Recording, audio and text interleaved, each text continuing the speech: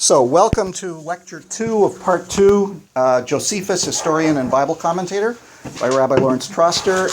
This is the second lecture of Part 2, February 11th. So, the title of today's talk might be, Meanwhile, Back at the Ranch, because Vespasian, part of this is going to be about when Vespasian was capturing the Galilee, but and if you take a look in the material I've given you to the first page,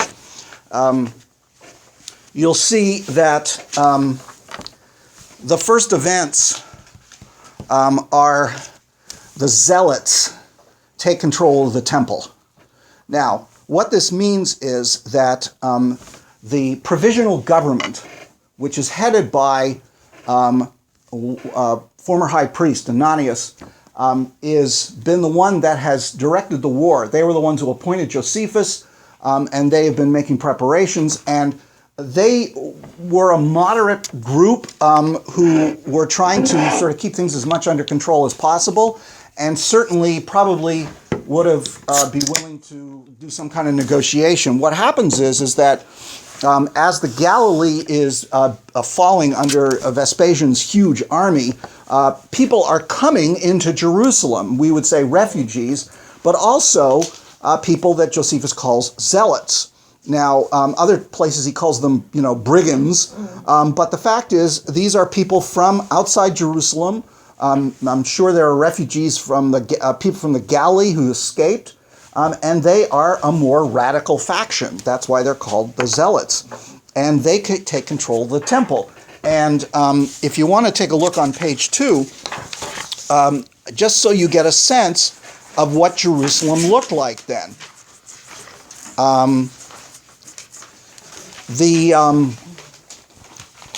The temple, of course, the Temple Mount, this is the Herodian rebuilding of the temple. Which, by the way, wasn't 100% finished by the time the war broke out, even though Herod had died, 60 so years before. There was apparently still a little building going on. Then what you have is what we call today the Ir David, the lower city that you can see there where the Siloam pool is, and the lower city, and then the upper city includes what we call today Har Zion. In other words, not just what's called the Jewish quarter, but Har Zion. And what happened was that the Hasmoneans had there was sort of early construction, and then the Hasmoneans had extended what's called the first wall, rebuilt what's called the first wall, and the second wall. Now, there's a lot of Herodian building, obviously, the Temple Mount itself, the Antonia, if you'll see on the northwest corner of the temple, that was the main fortress that both guarded and controlled the Temple Mount. That's where the Roman garrison was, so they could easily run into the temple, and they're very difficult to dislodge. And there had been some kind of structure there from the time of the Hellenistic Empire. That was one of the things that was very difficult when Judah the Maccabee retook the temple. The fortress there was still in the hands of the Syrian forces. The Antonia, what's called the Struthion Antonia. It's a rectangular on the northwest corner of the Temple Mount. Now, what happened was that during the time, now the city began to spread northwest outside the second wall, which showed its tremendous growth in the late Second Temple period. And you see what's called the third wall? That actually was not completed. It was built by Herod Agrippa I, but its construction was halted by the Emperor Claudius, because the feeling was that Herod Agrippa, by building this wall, was making Jerusalem invincible. This is Josephus's claim, that if this wall had been finished, the city could never have been taken. Well, who knows? But the point is that it was not completed. Now, you also notice there's a number of towers, and there's Herod's palace. There's a Hasmonean palace. There were also a couple of other sort of palaces. Herod Agrippa II had a palace. There were a number of important tombs, like Hyrcanus's tomb, that's John Hyrcanus, and apparently the queen of Adiabene, who had converted to Judaism, she was buried in one of her tombs. Her tomb was put here as well. So you can see how it's not so easy to take a place like this, which is divided up by walls, and you see the aqueducts and all kinds of things. So the temple itself is a fortress, essentially. And by the way, the main gates of the temple were the Hulda gates on the south part, and the priests would come in on the west side across what is, when you go to the Temple Mount today, you see the ruins of what's called Robson's Arch, and those are the ways in which the priests went from what is now the Jewish quarter was the priestly neighborhood. They could go directly onto the Temple Mount. The regular people had to go through the south gates, the Hulda gates, where there were mikvahs, outdoor mikvahs and pools, so they could immerse themselves before going up. And apparently there were some underground, which they have discovered, there were underground tunnels that led from the Temple Mount outside, so that priests who became contracted some form of impurity could get out of the Temple Mount as quickly as possible. So it was a very elaborate and a structure.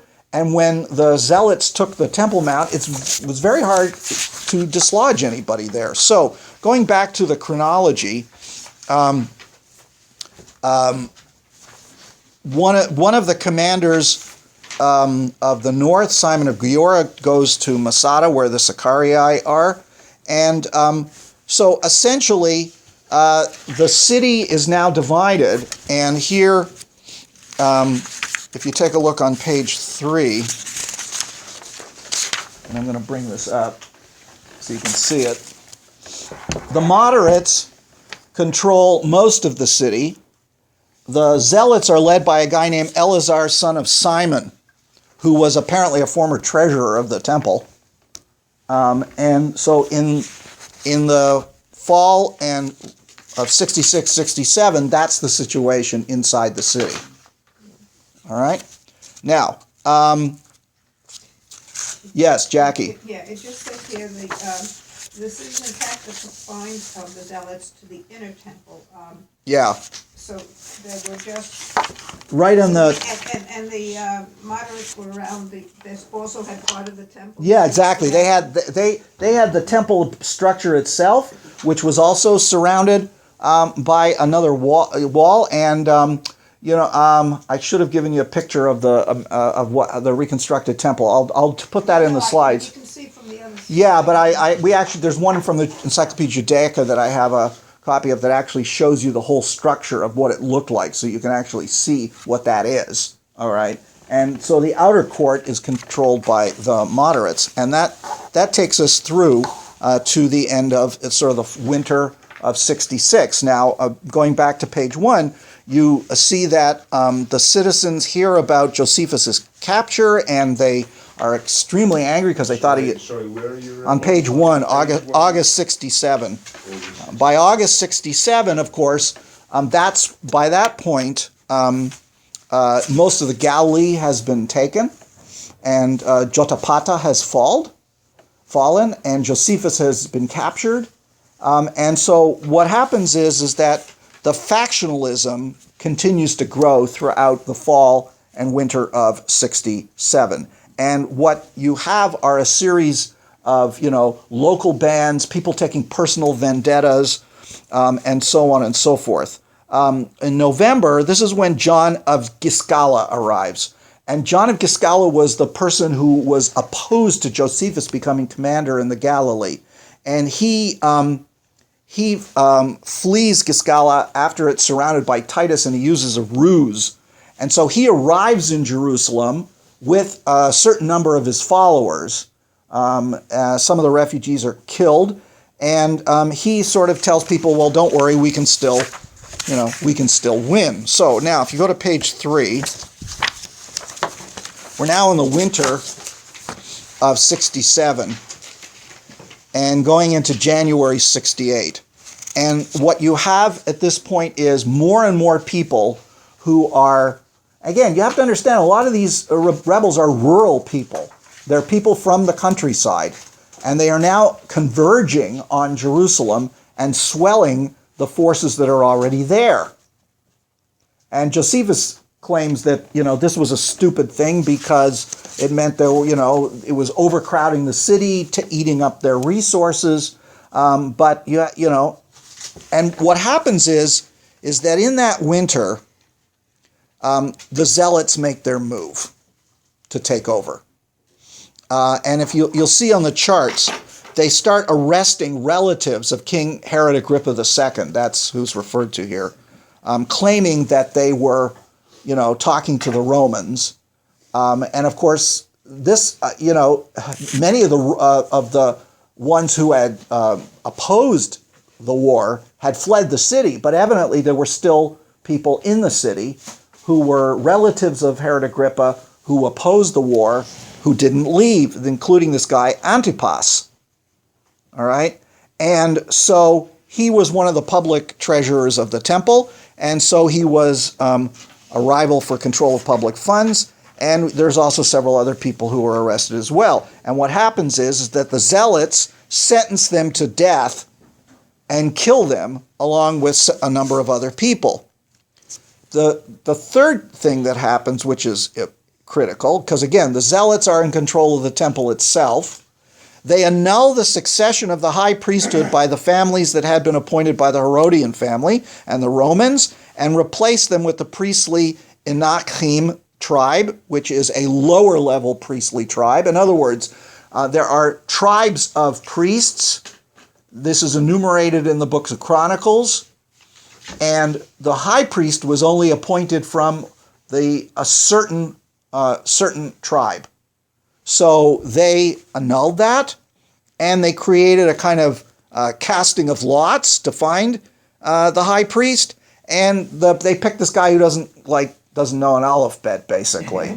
Okay, so they are attempting don't forget, throughout this time, despite the divisions within the city, the sacrifices and the temple functions are ongoing, which means whoever's in control of the temple also controls the treasury, essentially, and the sacrifice and the daily sacrifices, which means a lot of power. Yeah. Yeah.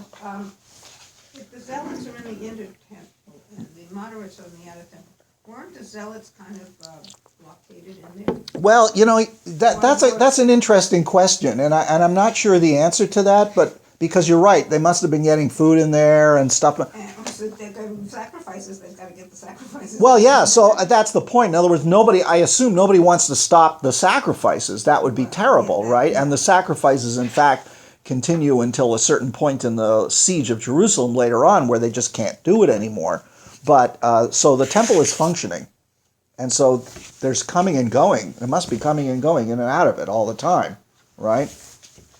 So anyway, so they, the box there is repeated. And then what happens is that the moderates don't really know what to do. Okay? I mean, they are divided. And what happens is that, page 4, in reaction to the executions and the control of the temple and the high priest, there are prominent men are trying to drive the zealots from the temple. And the leaders include the priests Ananias and Jesus, son of Gamaliel. By the way, I mean, Jesus just is Joshua. I mean, if you go to the Greek translation of the book of Joshua, they translate Joshua by Jesus. So I just want you to know that's what the name is, okay? Simon, son of Gamaliel. And that's, by the way, that's a guy who is from the house of Hillel, by the way. Shimon ben Gamliel, all right? In other words, he's known in the line of tradition from Hillel through. So, and he's a Pharisee. And the wealthy Angorian son of Joseph. So what then is, Ananias gives a speech to the citizens. And so, again, one of the characteristics of Josephus' account are these long and, really beautifully constructed rhetorical speeches. So Ananias is kind of talking about how never in his life could he have foreseen this horrible stuff, this sacrilege that's going on. So he manages to rally people to try and attack the zealots. What happens is, of course, that the zealots hear about it, and they strike first. But the people manage to push them back into the inner court and bar the gates. So Ananus, seeing this, and he doesn't want to go into the temple without purification. In other words, this is to get on. He selects 6,000 armed men by lot to guard the porticos, and that's, those are those areas around the temple. The porticos are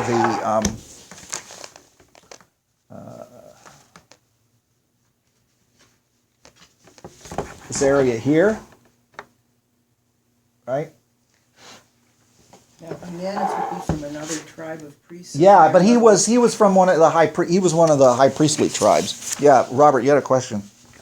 This is civil war. Yeah, it is civil war. And my question is, where are the Romans while this is going on? The Romans are resting up from their campaign and preparing to invade Judea.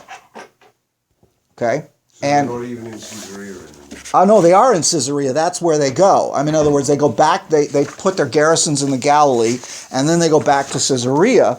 But what happens is that in 68, Vespasian, and that's in the last pages, we may not get there, but in the spring of 68, Vespasian opens up a campaign against Judea itself, going after all the various towns and fortresses, and he's trying systematically to cut off Jerusalem.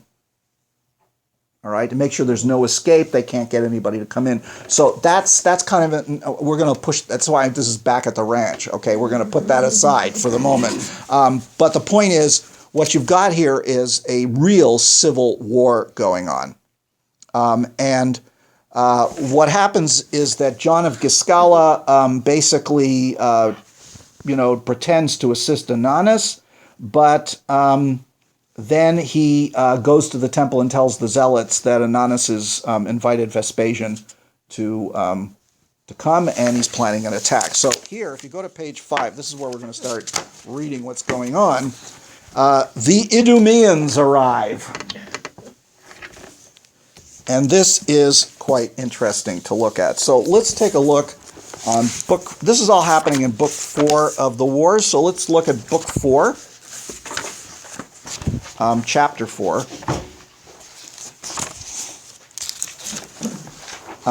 which is on page 809, and this tells us what happens, because this is the bloodiest part of of the civil war that's happening.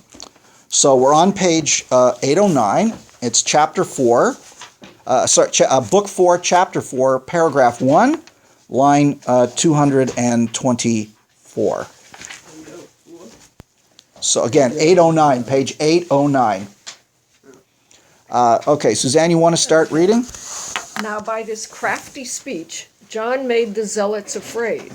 Yet durst he not directly name what foreign assistance he meant, but in a covert way only intimated at the Idumeans. But now that he might particularly irritate the leaders of the zealots, he calumniated Ananus, that he was about a piece of barbarity, and did in a special manner threaten them. These leaders were Eleazar the son of Simon, who seemed the most plausible man of them all, both in considering what was fit to be done, and in the execution of what he had determined upon, and Zacharias the son of Phalec, both of whom derived their families from the priests. Now when these two men had heard not only the common threatening which belonged to them all, but those peculiarly leveled against themselves, and besides how Ananus and his party, in order to secure their own dominion, had invited the Romans to come to them, for that also was part of John's lie, they hesitated a great while what they should do, considering the shortness of the time by which they were straitened, because the people were prepared to attack them very soon, and because the suddenness of the plot laid against them had almost cut off their hopes of getting any foreign assistance.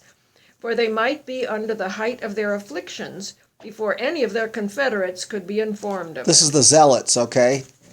All right. However, it was resolved to call in the Idumeans, so they wrote a short letter to this effect, that Ananus had imposed on the people and was betraying their metropolis to the Romans, that they themselves had revolted from the rest and were in custody in the temple on account of the preservation of their liberty, that there was but a small time left wherein they might hope for their deliverance, and that unless they would come immediately to their assistance, they should themselves be soon in the power of Ananus, and the city would be in the power of the Romans. So you get the point. The Zealots send a letter to the Idumeans, and this has all been stirred up by John of Giscala. Now, who are the Idumeans? Well, they are, Idumean Judeans, right? They're religiously Jews, but they're ethnically Idumeans. They live in the south of Jerusalem, and evidently they're apparently all fired up about this revolt. All right. So, all right, read on. They also charged the messenger to tell many more circumstances to the rulers of the Idumeans. Okay, so what we'll do is we'll skip down to paragraph 2, line 233. And Irma, do you want to pick it up there now? These rulers, these are talking about the Idumeans. Yeah, go on. Now these rulers were greatly surprised at the contents of the letter, and at what those that came with it further told them. Whereupon they ran about the nation like madmen, and made proclamation that the people should come to war.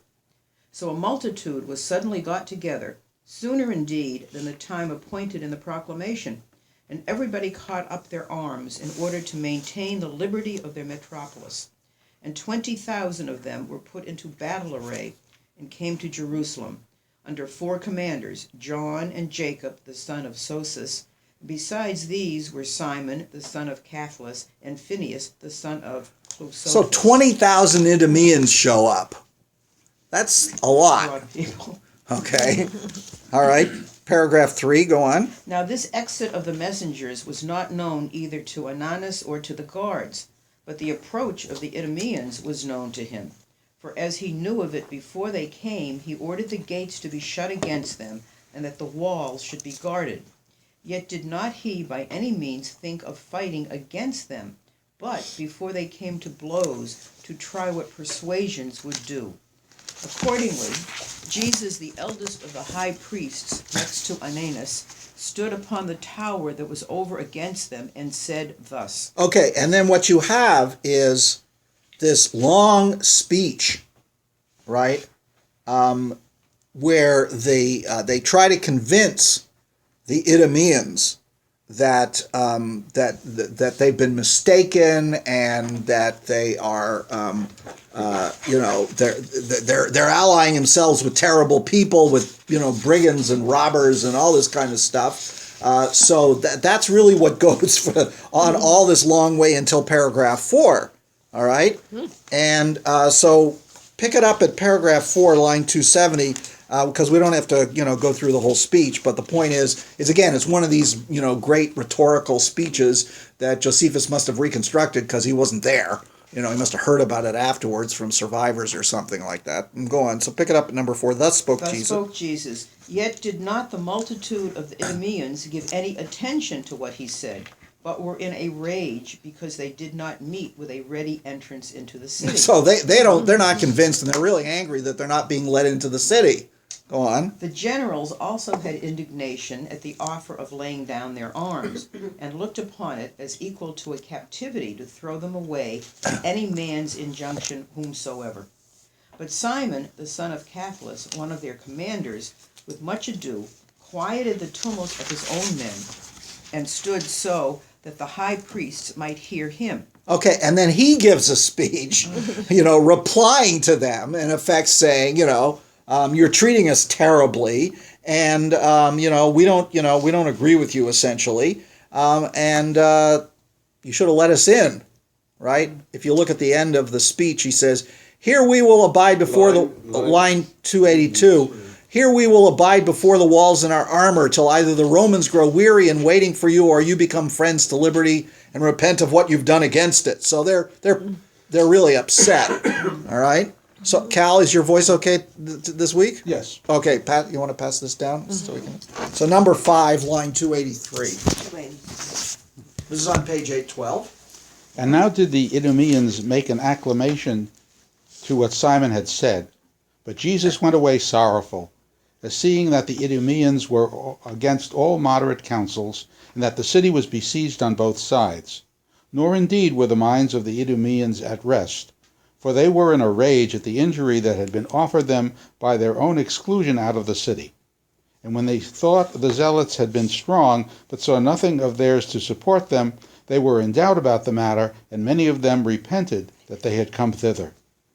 But the shame that would attend them in case they returned without doing anything at all so far overcame that their repentance that they lay all night before the wall, though in a very bad encampment.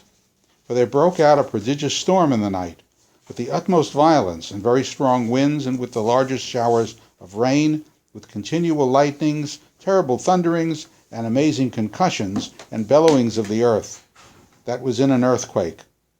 These things were a manifest indication that some destruction was coming upon men, when the system of the world was put into this disorder, and anyone would guess that these wonders foreshadowed some grand calamities that were coming. So, in other words, they took this as an omen, right? That things are going to terrible things are coming, and of course, this is everybody believed in this stuff: Jews, Romans, everybody. Okay, read on, paragraph 6, line 288. Now the opinion of the Idumeans and of the citizens was one and the same. The Idumeans thought that God was angry at their taking arms, and that they would not escape punishment for their making war upon their metropolis. Ananus and his party thought that they had conquered without fighting, and that God had acted as a general for them. But truly they proved both ill conjectures at what was to come, and made those events to be ominous to their enemies, while they were themselves to undergo the ill effects of them. For the Idumeans fenced one another by uniting their bodies into one band, and thereby kept themselves warm, and connecting their shields over their heads, were not so much hurt by the rain. You see what they were doing? They all sort of crowded together and put their shields over them so they didn't get so wet. All right, line 291. But the zealots were more deeply concerned for the danger these men were in than they were for themselves, and got together and looked about them to see whether they could devise any means of assisting them. The hotter sort of them thought it best to force their guards with their arms, and after that to fall into the midst of the city and publicly open the gates to those that came to their assistance, as supposing the guards would be in disorder and give way at such an unexpected attempt of theirs, especially as the greater part of them were unarmed and unskilled in the affairs of war. And that besides, the multitude of the citizens would not be easily gathered together, but confined to their houses by the storm. And that if there were any hazard in their undertaking, it became them to suffer anything whatsoever themselves, rather than to overlook so great a multitude as were miserably perishing on their account. So they sort of argue this out a little bit, but then they decide to do it. Robert, you want to pick it up in number 7, line 300, and pass it down? So they secretly went out. These are the zealots. But the more prudent? No, so they, Number paragraph 7. 7, line 300, so the top of the page on the right. So they secretly went out. So they secretly went out of the temple to the wall of the city and made use of their swords and opened that gate which was over against the Idumeans. Now at first there came a fear upon the Idumeans themselves, which disturbed them, as imagining that Ananias and his party were coming to attack them, so that every one of them had the right hand upon his sword in order to defend himself. But they soon came to know who they were that came to them and were entered the city. And the Idumeans then fallen upon the city, nothing could have hindered them from destroying the people, every man of them. Such was the rage they were in at the time. But they first of all made haste to get the zealots out of custody, which those that had brought them in earnestly desired them to do, and not overlook those for whose sake they were come in the midst of their distresses, nor to bring them into a still greater danger. For that When they had seized upon the guards, it would be easy for them to fall upon the city, but if the city were once alarmed, they would not be able to overcome these guards, because as soon as they should perceive that they were there, they would put themselves in order to fight them, and would not hinder their coming into the temple. Right. So what happens is they break in, and what they essentially do is they rampage through the city. All right. If you go back to on page 6 of to the chronology, that's what they do. They attack the guards surrounding the temple, as the rest of the zealots attack from within, and they loot and they murder people, and they do a heck of a lot of damage. This is all because the gates had originally been closed to them. Yes, and they were Totally infuriated at it, and so again, when you get soldiers just attacking, you can't control them, right? Yeah. So that's what they did, and they slaughtered, and of course the zealots join in, Josephus has these in the next chapter, chapter 5, paragraph 1. He talks about this wholesale slaughter that went on. Rabbi, Yeah. for the innocent amongst us, the Idumeans are really furious because they're not being allowed. But in terms of the Jewish civil war, Yeah, who are they siding with? they're siding with the zealots. So when At they least the break zealots into have this, You see, the zealots have convinced them that Ananus and the moderates are going to sell the city out to the Romans. They lie, so they were lying. so when they storm into Jerusalem, they're not getting into the inner temple where the zealots are holed up. It's around the inner temple. Well, they want to sort of break out the zealot. They want to help the zealots, right? So they get into the city and rampage through it, and then the zealots can break out of the temple and join them. That's what happens. Okay? So the zealots are no longer isolated in the temple. If you take a look, we're going to go now to paragraph 2 on page 814, line 3 of 14. You want to pick it up? You want to pick it up there, Robert? I'm on page 814, which line? Well, the bottom left, paragraph 2, line 314. So it's 314? But the rage of the Idumeans. But the rage of the Idumeans was not satiated by these slaughters, but now betook themselves to the city and plundered every house and slew everyone they met. And for the other multitudes they esteemed it needless to go on killing them, but they sought for the high priest, and the generality went with a great zeal against them. And as soon as they caught them, they slew them, and then, standing upon their dead bodies in way of jest, upbraided Ananias with his kindness to the people, and Jesus with his speech made to them from the wall.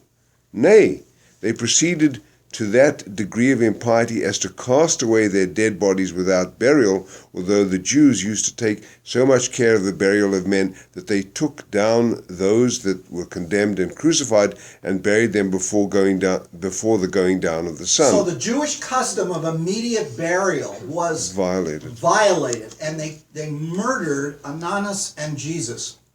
So then Josephus then does a eulogy for Ananus. So 318 is Josephus' eulogy? Yeah, I should not be mistaken if I said that the death of Ananus was the beginning of the destruction of the city, and that from this very day may be dated the overthrow of her walls. This is what Josephus calls the downfall of the Jewish state. For him, this is the real beginning of the end. It's interesting they can blame the Idumeans, who are not the ethnic Jews. Well, also you have to understand, if the Idumeans are descended from the Edomites, they're, ethnically speaking, they're pretty close to the Judeans. But this is civil war, and so that's what he says in line 318. But then he goes on to give a eulogy for Ananus, and then also to Jesus, the other official. So let's now go to paragraph 3 line 326 on page 815. Jackie, do you want to pick it up there? I'm sorry. Or you're not? Where are we? We're on page 815. Yeah, what line? 326. Now after these were slain. Now after these were slain, the zealots and the multitude of the Idumeans fell upon the people as upon a flock of profane animals, and cut their throats. And for the ordinary sword they were destroyed in what place whatsoever they caught them. But for the noblemen and the youth, they first caught them and bound them and shut them up in prison and put off their slaughter, in hopes that some of them would turn over to their party. But not one of them would comply with their Now desires. you notice who they're attacking here. The nobility. The Idumeans are rural. So what you're also seeing here with the zealots and the Idumeans is the rural poor, against Right. the city nobles and the wealthy. The 99% are taking their revenge on the 1%. Okay? I mean, you got to see that that's sort of there's an economic element and a class element to this as well. Go on. But all of them preferred death before being enrolled among such wicked wretches as acted against their own country. But this refusal of theirs brought upon them terrible torments, for they were so scourged and tortured that their bodies were not able to sustain their torments, till at length, and with difficulty, they had the favor to be slain. Okay, so, and he goes on about this. Let's skip to paragraph 4, line 334. And now these zealots. And now these zealots and Idumeans were quite weary of barely killing men, so they had the impudence of setting up fictitious tribunals and judicators for that purpose. And as they intended to have Zacharias and the son of Baruch, one of the most eminent of the cities, slain. So what provoked them against him was that hatred of wickedness and the love of liberty which was so eminent in him. He was also a rich man, so that by taking him off they did not only hope to seize his effects, but also to get rid of a man that had great power to destroy them. So they're going after this guy, Zacharias, son of Baruch. He's apparently a prominent citizen, and he's wealthy, and they're going to do they're going to actually have a trial. Read on. This is interesting. So they called together. So they called together by a public proclamation 70 of the principal men of the populace, for a show as if they were real judges, which they had no proper authority. Notice he uses the word 70. Yeah. A Sanhedrin. Again, yeah. Right? Because it's a death trial, which sort of aligns with the rabbi's idea that you had to have a court of that size. But he says this is not a proper court. They weren't proper judges. It's really a kangaroo court. Go on. Before these was Zacharias accused of a design to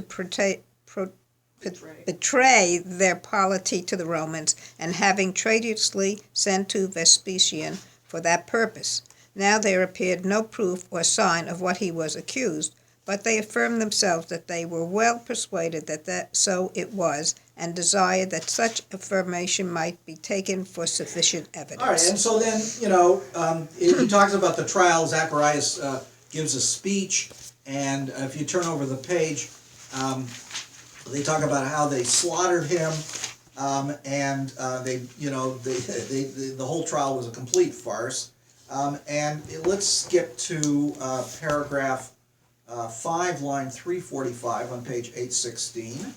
And Jackie, why don't you read a little more? Okay. But by this time, the Idumeans repented of their coming, and were displeased at what had been done. And when they were assembled together by one of the zealots, who had come privately to them, he declared to them that a number of wicked pranks they had themselves done in conjunction with those that invited them, and gave a particular account of what mischiefs had been done against their metropolis. So in other words, one of the zealots apparently decided this This was terrible. too much. He said, you guys were duped. Okay. Go on. Okay. He said that they were taking arms as though the high priests were betraying their metropolis to the Romans, but they had found no indication of any such treachery, but that they had succored those that were pretended to believe that such a thing, while they did themselves the work of war and tyranny after an insolent manner. It had been indeed their business to have hindered them from such proceedings at the first, but seeing they had once been partners with them in shedding blood of their own countrymen, it was high time to put a stop to such crimes and to continue to afford any assistance to such as were subverting the laws of their forefathers. We can stop there. So what happens is, according to Josephus, there actually 12,000 people were killed in all of this. That again is probably an inflated number, but the Idumeans essentially decide that they this is terrible, and they leave the city. All right, and so if we want to go back to the chronology for a minute here. After they, that's in like the beginning of chapter 6, they leave the city. What happens is that Simon ben Giora, who's at Masada with the Sicarii, hears about the death of Ananus, and he leaves Masada with his troops and comes from Jerusalem. In the meantime, the Zealots are now murdering all kinds of people. Anybody who they opposes them. And if you turn to page 7, one of the things that we learn, and this is from chapter 6, paragraph 2, is Vespasian's hearing about all of this. He hears what's going on, and he decides to not march directly on Jerusalem because they're killing themselves, and this is going to make it easier in the long run. And that's really what, what Vespasian, what happens in paragraph 2 is, chapter 6, is that his commanders say, hey, this is a time to attack, and Vespasian says, no, this is not the time to attack. This is the time to let them kill each other, essentially. You know what? The Zealots sound like ISIS. The Zealots sound like ISIS? Yes, and they're the way they don't bury the bodies and torture people. And, Yep. You know, all of this. Hey, look, by our standards, these people are terrorists. All right? I mean, yeah, you're right. They are. And the point is, again, I think, we're reading Josephus' account of all of this. So we always have to take it with a grain of salt. No. It's a tiny grain. Sometimes it's a tiny grain, okay? His numbers, whatever, his obvious hatred of the Revolutionary Party, which he sees as nothing good come out of it. It would be very interesting if there was an account from their side, what their version of this would be. So you're never going to get anything, he's not going to like anybody of these people in any way whatsoever. But when you take a look in paragraph 3 on page 818, it talks about the fact there are all these refugees that are trying to get away, but the problem is that sometimes they run into the Roman, the Zealots are killing them, sometimes the Romans are killing them. So it's a terrible situation. And what happens is that John of Giscala, this is in chapter 7, he breaks away from the rest of the Zealots, and he gathers his followers, and so my assume is these are Galileans, okay, because he's a Galilean commander, and he tries to take over. And so from February, March 68, there's a lot of deserters that go over to Vespasian. And we're not going to, and then during the same period in the spring of 68, the Sicarii at Masada are raiding the surrounding areas and plundering it, and they're attacking their fellow Jews. This is I've mentioned this before, but really it's the reason why in Israel they've stopped, sort of idolizing the defenders of Masada, because they were by our standards they were terrorists. They attacked their own people. The Sicarii, they assassinated people. They sat in Masada. They didn't really help the war. They plundered people, and of course Josephus has nothing good to say about them. So the basis for the change in the attitude about the defenders of Masada is essentially based on Josephus. Well, no, it's actually based upon historians analyzing both the archaeological dig as well as Josephus and trying to come to, and of course understanding who actually was there and what they actually did. Yeah, I mean, a lot of it is based on Josephus, but the fact of the matter is that it's no longer seen as this historic last stand anymore. They used to take as new recruits to the army to induct them at Masada. They decided this was not a good symbol of heroic people who end up killing themselves. How recent is this? 20 years ago. Oh. You know, I mean, I think it's because it was glorifying suicide. I think they yeah, didn't that was a want big to part do of it. that. There was a big part of it. And also, by the way, the fact that Josephus's account of their suicide is also questionable, whether in fact it actually happened.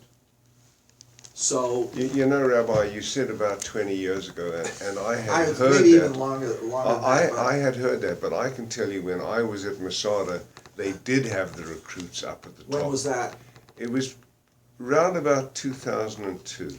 Yeah, So but were they having the ceremony? Yes, yes, yeah? because I had heard what you had said.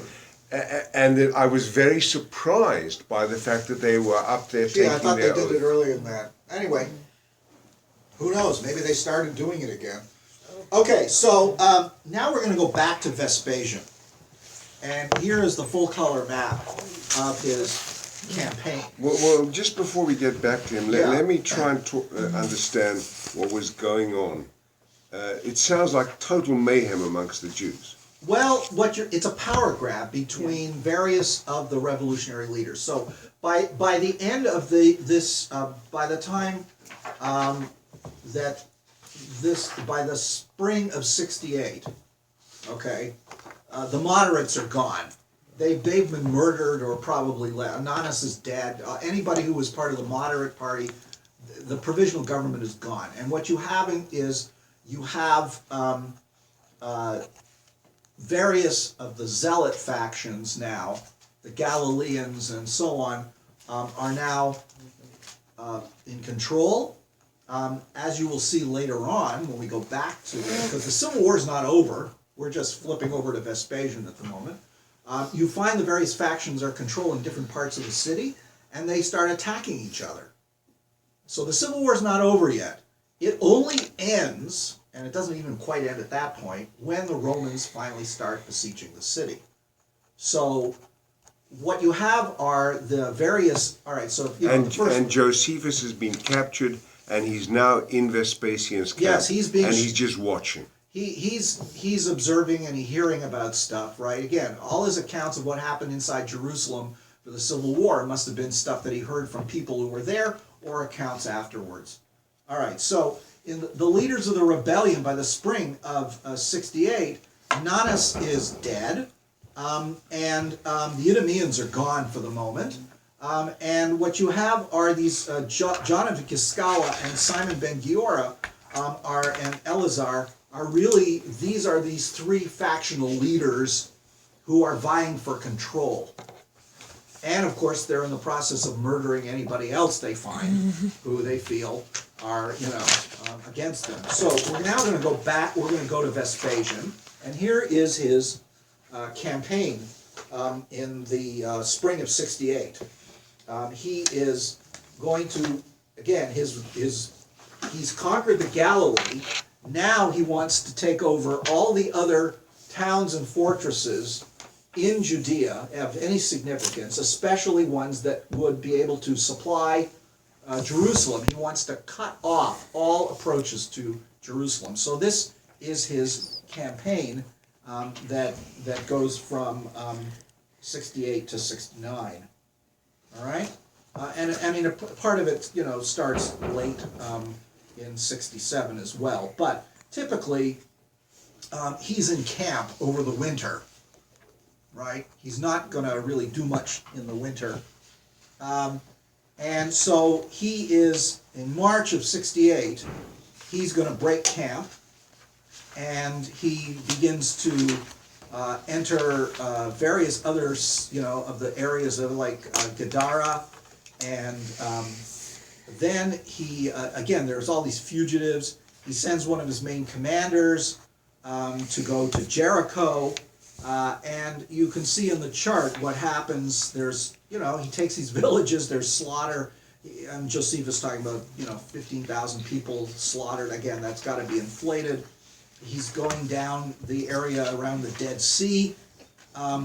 What's interesting is that around this time, he hears of a revolt in Gaul against Nero. In other words, we're getting close to the civil war in Rome because of the latter years of Nero's reign are so filled with corruption and mismanagement. What you begin to see is the commanders in the provinces are going to start revolting. So the first one is the revolt of Vindex. And I don't want to get into it now because next time we will talk about, we're going to reach the civil war and how Vespasian becomes emperor. But nonetheless, after hearing about this, Vespasian decides to end the war quickly. But he doesn't really get going until the spring. So what happens is he's now marching from Caesarea.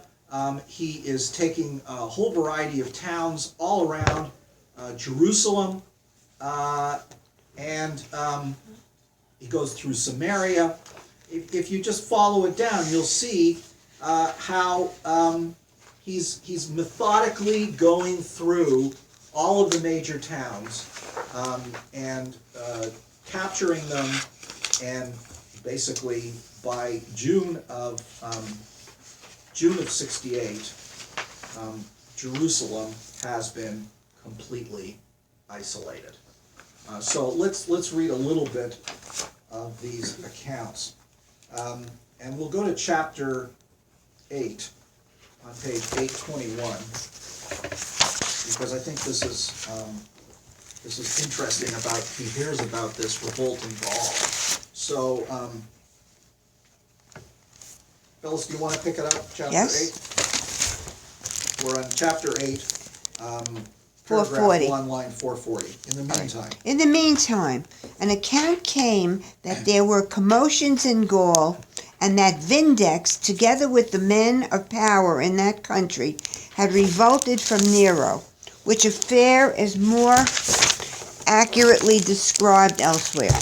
This report thus related to Vespasian excited him to go on briskly with the war, for he foresaw already the civil wars which were coming upon them, nay, that the very government was in danger, and he thought if he could first reduce the eastern parts of the empire to peace, he should make the fears for Italy the lighter. Now, this is, of course, in hindsight. How much was, when Vespasian hears about the revolt in Gaul, how much is he thinking about the possibility of becoming emperor? All right? Who knows, right? But the fact is that he is somebody who knows how to take advantage of the situation. And so what he wants to do is he wants to suppress the revolt as quickly as possible so he comes out good in all of this. Because who knows what's going to happen. What you're getting is, you're getting into a period of tremendous instability and insecurity in the central government of the empire. And once that happens, the periphery begins to, commanders of the legions in various parts of the empire are going to start looking upon the possibility of taking over. Because when Caligula was assassinated and Claudius became emperor because of the army, that introduced an idea into that doesn't have to be a neat succession of emperors. Once you kill the king once, you can do it again. It can happen again. And that the army was the one that determined that Claudius would become emperor shows it can be done again. And don't forget, there were previous periods of civil war in Rome. I mean, look what happened with the prolonged civil war that took place between Julius Caesar and Pompey, that ultimately led, Pompey dies, then the assassination of Julius Caesar, and then Brutus and his cohorts, and the war just continues, And then when Octavian, takes over with Mark Antony and I forget the third guy, then they break out fighting. So you had decades of war before Octavian becomes Augustus and sort of settles everything. So Rome went through these various periods of internal civil war more than once. Yeah, Robert. You have to assume, well, no, you don't have to assume, it is possible that the Jews in revolt knew that there was instability in Rome and saw it as an opportunity. You see, when they went into revolt, they didn't know that. In other words, it hadn't started yet. In other words, Nero was still secure on his throne. And I think what they were really hoping for is the Parthians would come in. I mean, that would have made, if the Parthians had decided to invade at the time of the Jewish revolt, the whole thing could have succeeded. Because they'd done it before, by the way.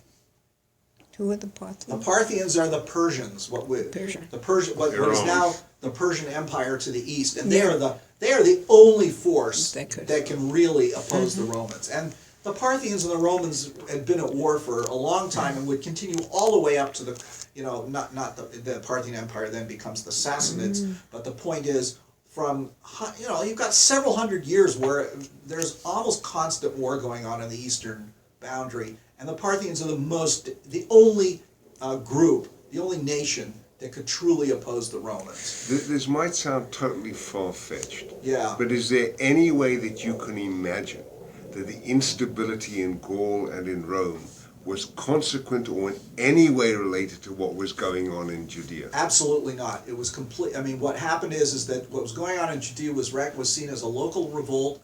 There was an army taking care of it. It was under control. I mean, let's face it. The Parthians didn't come in. In other words, again, there are revolts that happen throughout the Roman history, and they send an army to take care of it, and usually it's put down because they have happen in Gaul. So the chaos that's about to erupt in Rome, you think is completely separate? Totally just separate. serendipity. Totally separate from what's going on. Yeah. Just one question. You were talking about the leaders of the army, the Roman armies, coming to Rome when there was some kind of turmoil going on. Yeah. Was that the usual case? Would they feel the need to go back to Rome, or did they see it as an opportunity, or what? Well, it depended. I mean, in Claudius' case, it was the Praetorian Guard, I believe, that made him emperor, which is the personal bodyguard of the emperor that actually became the most important military force in the city of Rome itself. There were also guards, but the Praetorians, were, first of all, the head of the Praetorian Guard was not just a military officer, he was also politically one of the most powerful officials in the empire. So it was like the powerful people in Rome could determine who would be the next leader, so that if you were there, you had a better chance. Well, and don't forget, the commanders of the legions themselves were also politicians. Right. And so if you're the commander of a very important province with several legions under your control, you can march to Rome with your soldiers and win. And that exactly is what happens. And as you'll see, Vespasian plays a really canny game when Nero commits suicide and you get the year of the three emperors. He plays a very canny game there, which allows him to win, because he never himself marches to Rome. He waits. And he has others do it for him. It's brilliant. He doesn't get involved in the actual fighting. Anyway, so let's Phyllis, you want to read on? This is line 442. While therefore the winter was his hindrance from going into the field, he put garrisons into the villages and smaller cities for their security. But he put decurions also into the villages. Officers. And centurions into the cities. So the decurions are the lower officers. The centurions are the higher officers of the legion, all right? And the tribunes are the highest. In other words, that's the hierarchy. The head of the legion himself, the legate, then you have the tribunes are his staff, and then you have the centurions who command the cohorts, and then the decurions who control the subgroups in the cohorts. Go on. He, besides this, rebuilt many of the cities that had been laid waste, But at the beginning of the spring, he took the greatest part of his army and led it from Caesarea to Antipatris, where he spent 2 days in settling affairs of that city. And then on the third day, he marched on, laying waste and burning all the neighboring villages. And when he had laid waste all the places about the toparchy of Here, Tamnas, if you look at the map, here's Caesarea, here's Antipatris. All right? Antipatris, yes. Go on. he passed on to Lydda and Jamnia. Right here. Lydia. Here's Lydda. Okay? And Yamia. Right, go on. Okay, and when both those cities had come over to him, he placed a great many of those that had come over to him from other places as inhabitants therein, and then came to Emmaus. That's right here. It's spelled differently here. So this is the plain of Sharon, right? In other words, if you know the geography of Israel, you know that from the sea inland, it's fairly flat, and then it begins to get a series of rolling hills before you get up into the mountain ridge that is where Jerusalem is on. That's sort of the divide. So he's settling all the major towns in the plain before heading inland. Okay, read on. Where he seized upon the passages which led thence to their metropolis, and fortified his camp, and leaving the 5th legion therein, he came to the toparchy of Beth-Lephon. He then destroyed that place and the neighboring places by fire, and fortified at proper places the strongholds all about Idumea. And when he had seized upon 2 villages, which were in the very midst of Idumea, Betaris and Caphartobus, he slew above 10,000 of the people, and carried into captivity above 1,000, and drove away the rest of the multitude, and placed no small part of his own forces in them, who overran and laid waste the whole mountainous country. Now, Idumea again is what we would, is south of Jerusalem, right? Yeah. In the area that, was classically, southern Judea, actually, back in the biblical period. So what is he doing? Don't forget, the road from Jerusalem to the coast is going to come through here. There aren't that many ways out of Jerusalem to get to the coast. That was a big problem, for example, in the War of Independence, when the Jordanians had cut off a lot of the approaches, and the Israelis there's a whole thing about how they created a whole new road to get up to Jerusalem to relieve the garrison there, so they wouldn't be cut off. So there are only a few roads that go from Jerusalem to the coast. So he's methodically taking any way to block anybody from being able to get to Jerusalem, or indeed to get out of Jerusalem. And so then he takes care of the southern part in Idumea. All right, read on. While he, with the rest of his forces, returned to Emmaus, whence he came down through the country of Samaria, and hard by the city, by others called Neapolis, or Sichem, but by where he pitched his camp on the 2nd day of the month, Daisius, Sivan, or June of 68. And on the day following, he came to Jericho. Okay, so notice what he does. He goes up into Samaria, what is now, the northern West Bank, Shechem, and so he's now taken the north. He's gotten the western approaches to the city, the southern approaches. He's now taken the northern approaches, because there's a road that runs along the present-day highway that runs north of Jerusalem is right on the ridge, and that's the ancient road that goes north from Jerusalem, from Judea into Samaria to Shechem, which was the capital of Samaria, and Nablus is the main city now. So he's now gone and he's taken all of that. So what is left open are the eastern approaches to the city, which of course Jericho controls. Now, if you know the countryside, you know that to go from Jerusalem down to Jericho, you cross through what is these sort of badlands, the Judean badlands, and you go really far down. It's the lowest spot in the earth, essentially.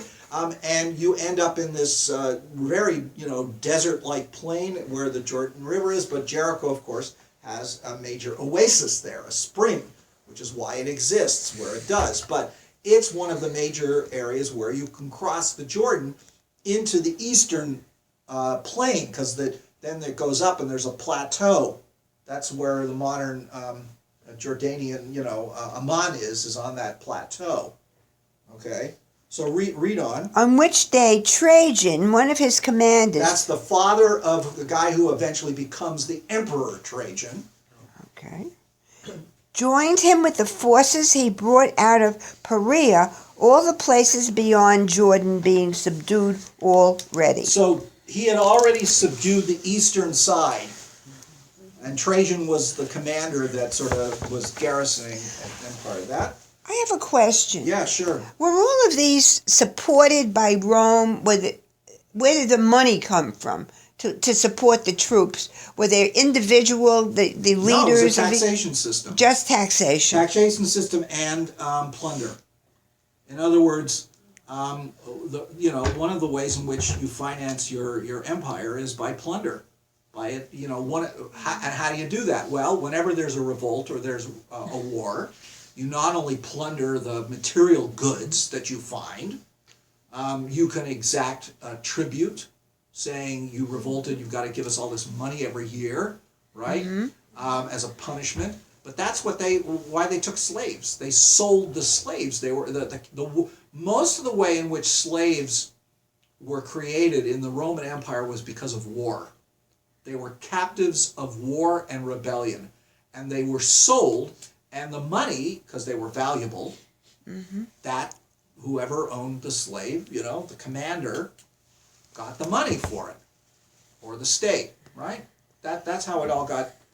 But there was a tax system as well. There was a regular taxation system in the empire. It was, as I think I mentioned before, it was subcontracted out to private contractors known as tax farmers, and it was done in the provinces by the governors, and the tax farmers would be told, we want a certain amount of money, and then you're allowed to take a certain percentage above that for yourself. So it's a system that's open to corruption and coercion and all kinds of abuse, right?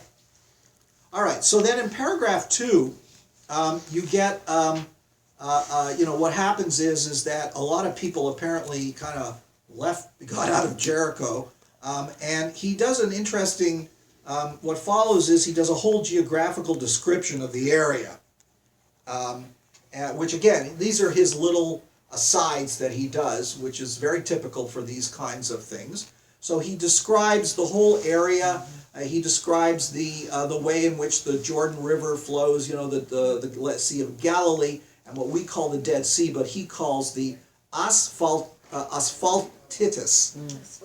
Asphaltitis, that's what he calls the Dead Sea, because of the asphalt, right? Oh.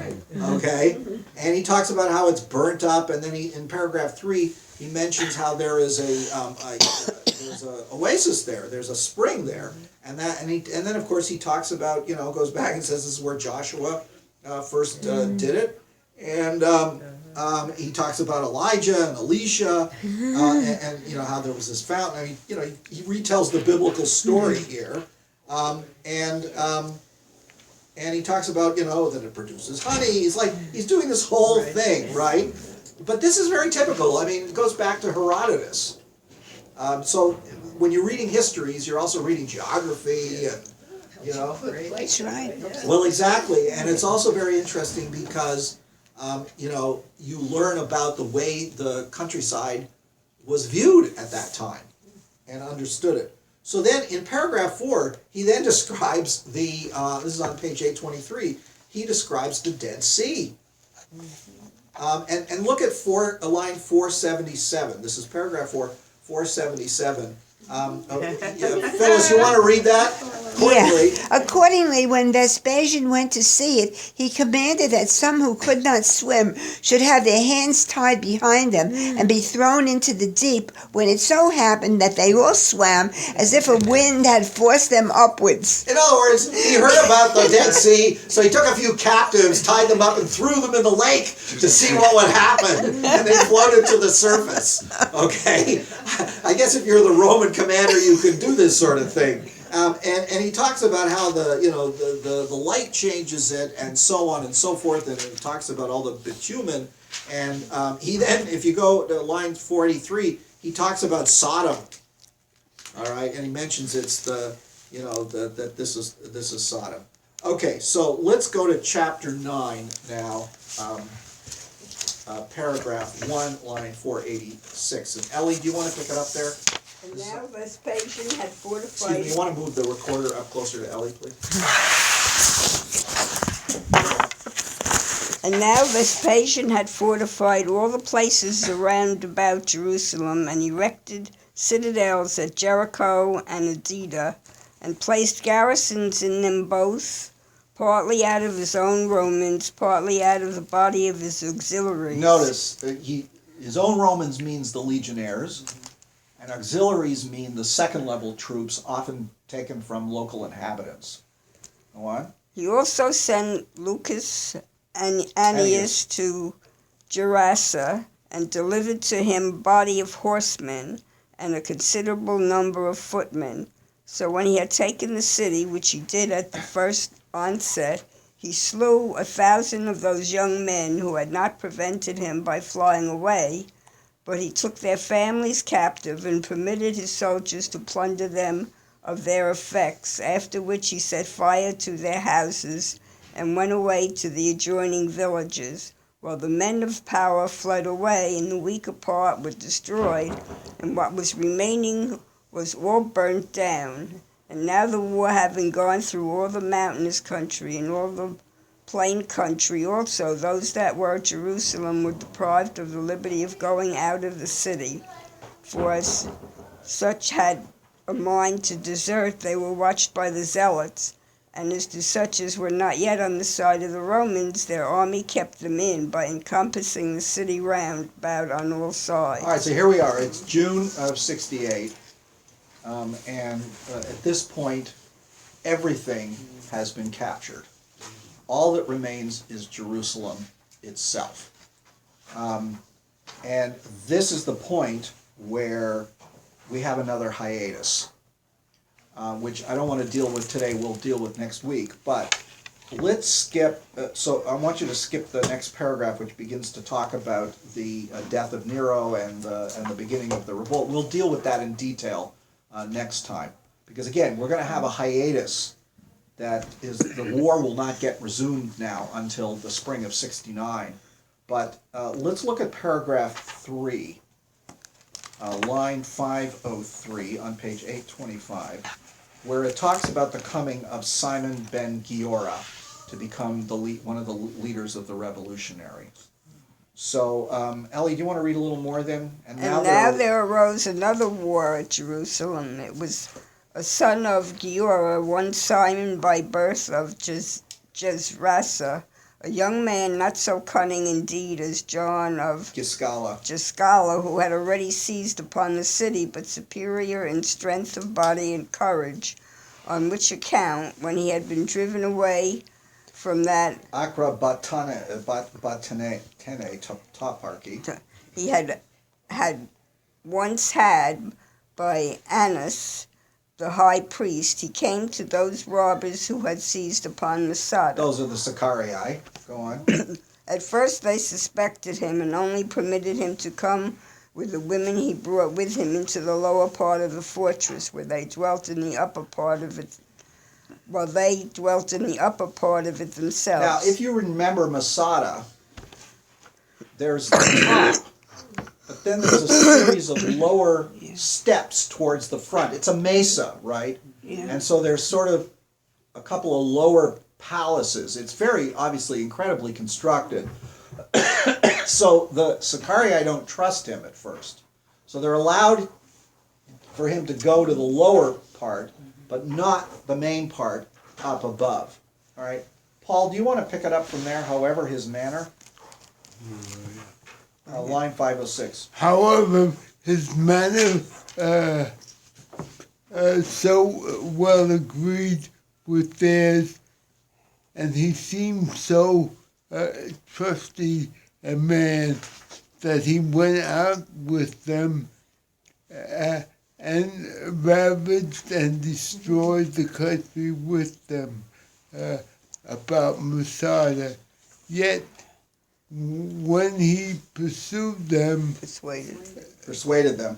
persuaded them to undertake greater things, he could not prevail with them so to do, for they were accustomed to dwell in the citadel. They were afraid of going far from that was their hiding place. But he affected to tyrannize and being fond of greatness when he had heard of the death of Annas, left them and went into a mountainous part of the country. So he proclaimed liberty to those in slavery and rewarded to those already freed, and got together a set of wicked men from all quarters. So what happens is Simon ben Giora goes to Masada. He's there for a while with the Sicarii. He's involved in the raiding, and then he decides basically he wants to strike off on his own. So he leaves Masada. He goes into, I guess we're talking here about the hill countries of Judea, and he begins to gather his own forces together. And we're going to leave him there because what's going to happen is that he is going to end up in Jerusalem, and he's going to be, he's going to try and take over from John of Giscala and the Zealots, and that's going to precipitate another sort of a period of bloody fighting within the city itself. All right. It's amazing anybody survived. Really. Yeah. I mean, when you read about the numbers of people who were killed, you kind of wonder, so who's left? But even so, just like all the strife and the internecine feuding is absolutely distressing. Isn't it? Because it's like, not what most people. Guys. It's most people don't realize how the depth of the intimacy and fighting that went on before the war started, during the war, and it's one of the reasons. I mean, look, I don't believe they could have ever won. But if there was any chance of them fighting the Romans off, this kind of intimacy and fighting completely ruins it. Because they don't have a unified command. They're killing each other. They're doing the Romans' work for them. So, it really, Makes you want to cry. it does. I mean, it makes for really distressing reading. And all of us see little vestiges Right. of what's going on today. It's like, Yes. come on. Exactly. Get together. Well, the rabbis, interestingly enough, again, rabbinic literature is written down long after this, but the rabbis say that one of the sources of the destruction of the Second Temple was sinat chinam, baseless hatred, meaning between Jews. In other words, the memory of this internecine fighting and the terrible things that went on. It's one of the reasons why the rabbis, ultimately chose the path of cooperation with the Romans, I think. Because look what happened when you broke with the Jeremiah philosophy, when you revolted against the empire, which was plainly, if you believe it, against the will of God. What do you end up doing? You end up killing each other. It's not just that the Romans are coming in, you end up killing each other. And look at all the terrible things. the temple gets polluted. Bodies don't get buried. In other words, the whole of the tradition gets subverted, and the wrong guy becomes high priest. I mean, it's just Josephus, is emphasizing, the best men get killed. He's just over and over again. He's emphasizing how terrible this ultimately is for the Jewish people, and you know what? You can't disagree with them. I mean, you really can't. So we're going to stop there. If I can have the recorder, I just want to go over the dates with you.